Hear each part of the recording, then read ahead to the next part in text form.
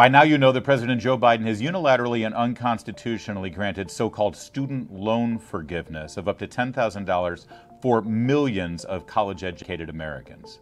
We will forgive $10,000 in outstanding federal student loans. In addition, students who come from low-income families, which allowed them to qualify to receive a Pell Grant, will have their debt reduced $20,000.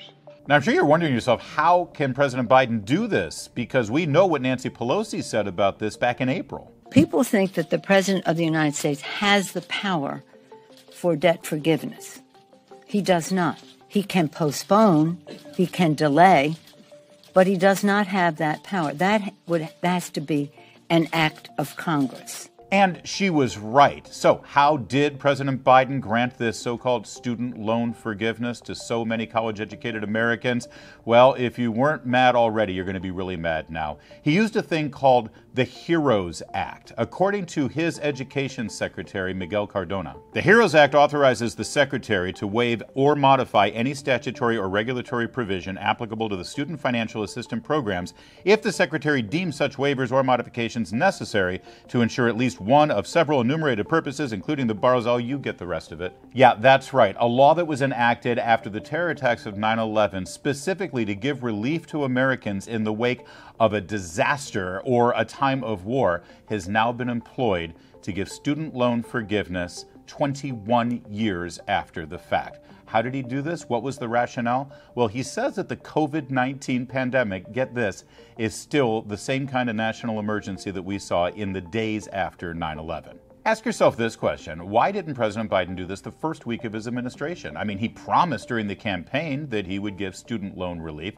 So why wait until now, right before the election? The fact is, the fig leaf that is the HEROES Act is a complete and total lie. This has nothing to do with a terror attack. It has nothing to do with an act of war. And it has nothing to do with a national emergency. Remember when everyone went crazy because President Trump discovered $3 billion in the defense budget to build a wall on our southern border?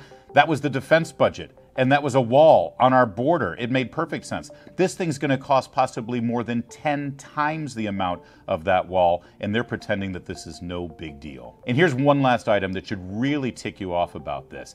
COVID-19 is no longer a national health emergency. You know how I know that?